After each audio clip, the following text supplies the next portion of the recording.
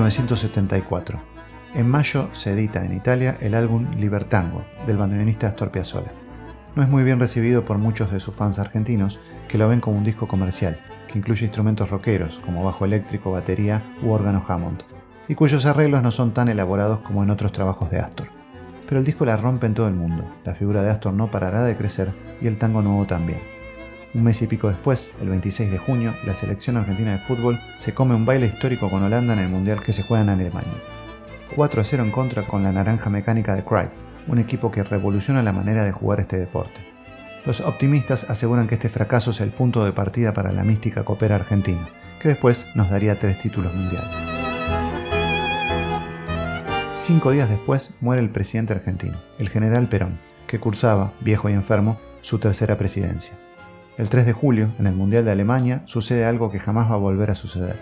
La FIFA ordena un minuto de silencio en los 4 partidos que se jugaban ese día en homenaje a Perón. Lo sabía, la FIFA es zurda, la FIFA es zurda. Es una conspiración internacional, Rodolfo. Como consuelo de argentos, en ese año 1974, despega la carrera de Guillermo Vilas, el mejor tenista de la historia argentina, y Carlos Reutemann gana su primer premio de Fórmula 1. También Carlos Monzón, el más grande boxeador argentino, defiende 3 veces su título con éxito, aumentando su leyenda. Pero algo turbio se acerca, y la gente lo intuye. A partir de ese momento el gobierno comienza a colapsar y se prepara el terreno para la mayor tragedia nacional. Mientras, el tango, como puede, sigue sonando. Soy Gabo Merlino, esto es Cambalache, la historia del otro lado de la historia, podcast temporada 3. Suscríbete, dale me gusta y todo eso. Piazzolla pertenecía a esa clase de músicos tangueros que creía que había que cambiar algunas estéticas en el género para adaptarlo a los tiempos que corrían. Con su octeto Buenos Aires en 1955 y con su quinteto desde 1960, incorporó aires del jazz y la contemporánea a su música, logrando composiciones altamente elaboradas.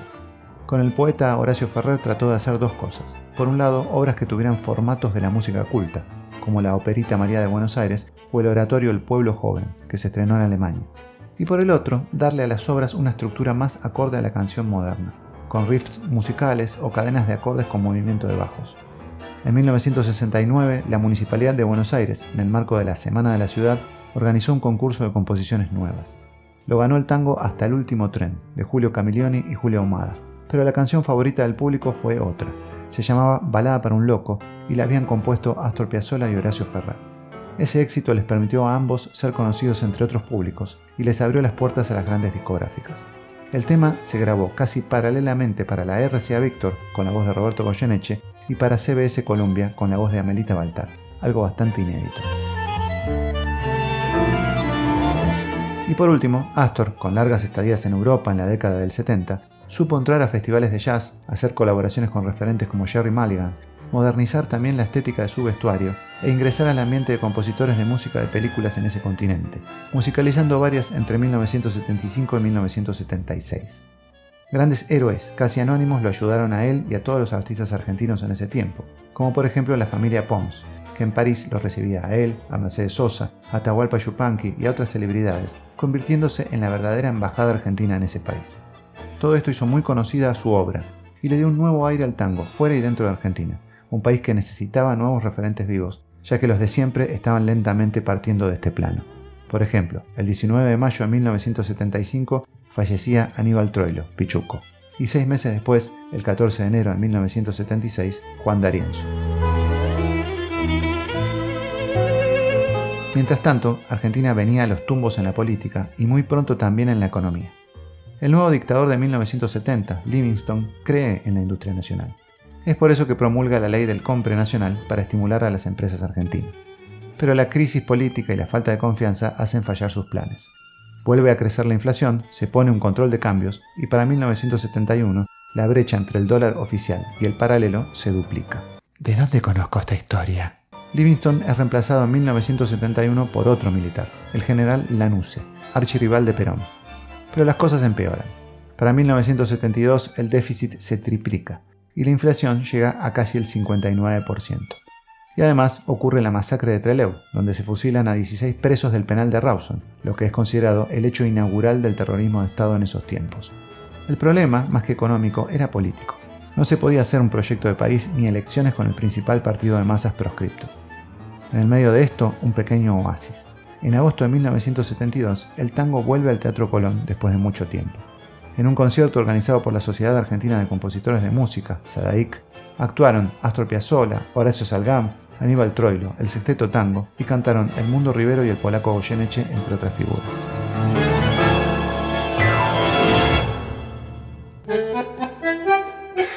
En 1973 se convoca a elecciones y gana el Partido Justicialista, no con Perón, al que no dejan participar mediante un artilugio legal de residencia, ya que en los últimos años vivía en España, sino con su mano derecha, Héctor Cámpora. El peronismo gana, Cámpora habilita a Perón y vuelve a convocar a elecciones para septiembre, donde el general gana con un todavía insuperable 62% de los votos. La economía tiene unos meses de respiro. 1973 cierra con crecimiento del PBI, baja del desempleo de 6 a 4,5% e inflación del 0% en el último semestre del año. También el peso baja de 12,5 a 10. El ministro de Economía se llama Bergelbart y los analistas, tanto ortodoxos como heterodoxos, se vuelven locos al intentar explicar este periodo. Argentina emite, pero tiene 0% de inflación y el peso baja. Al fin y al cabo le encuentran una sola razón y algo mística. La confianza que esté Perón para poner orden es el único justificativo. En esos meses, además, el gobierno obtiene quizás su mayor logro en ese periodo. Comienza a venderles a los países del bloque socialista, generando nuevos ingresos y nuevos clientes, así como había logrado Ilia con China. Eso fue tan importante que la dictadura que vendrá después y que será aliada de Norteamérica jamás dejará de venderles a los rusos. Con la guita no se jode. El tango sigue ninguneado por las grandes discográficas, pero no deja de ofrecer talentos nuevos, también en el canto. Además de Ladia Blasquez, de quien ya hablamos, está Susana Rinaldi, que además en 1975 protagoniza una película, Solamente ella, que lleva música del tanguero Julián Plaza. También se luce un joven talento llamado Rosana Falasca, una santafesina que a los 18 años grabó su primer disco, y otro llamado Jorge Falcón, que canta con la orquesta de Héctor Varela y que en 1973 pega un hit junto a su compañero Fernando Soler, una milonga muy comercial llamada Azúcar, Pimienta y Sal, que le permite a un disco de tango estar entre los más vendidos del año por primera vez en mucho tiempo, aunque fuera solo un espejismo, porque al tango le seguía costando y mucho. También hay un artista único, se llama Rubén Juárez, está apadrinado por Pichuco y además de cantar como los dioses, al mismo tiempo toca el bandoneón. No, eso es imposible. Me está jodiendo. Todo eso mientras la rosca sigue. Es que solamente con confianza no se puede gobernar.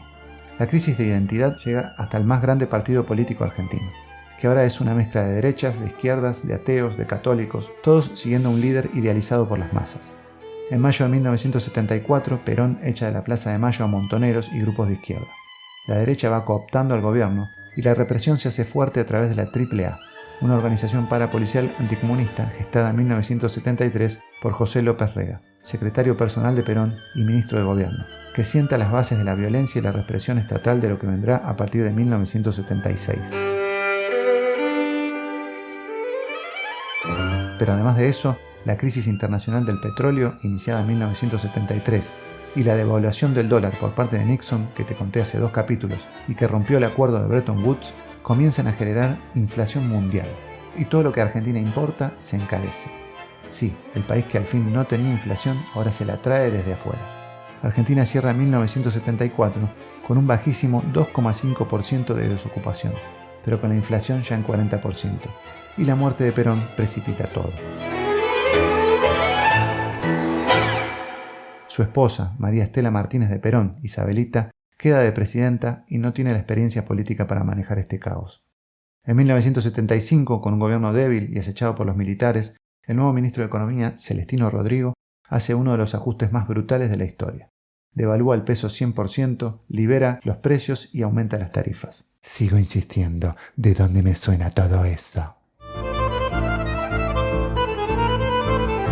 Todo se desbarranca al punto que en el mes que los nuevos dictadores hacen el golpe de Estado, marzo de 1976, la inflación mayorista había sido del 50%. Eso hace que una parte de la sociedad apoye a lo que será la peor dictadura de la historia argentina, no solo por crueldad, sino también por mala gestión. Pero el pueblo continuará luchando, y también los tangueros, que están llegando a los últimos años de su edad oscura. Soy Gabo Merlino, esto es Cambalache, la historia del otro lado de la historia, temporada 3.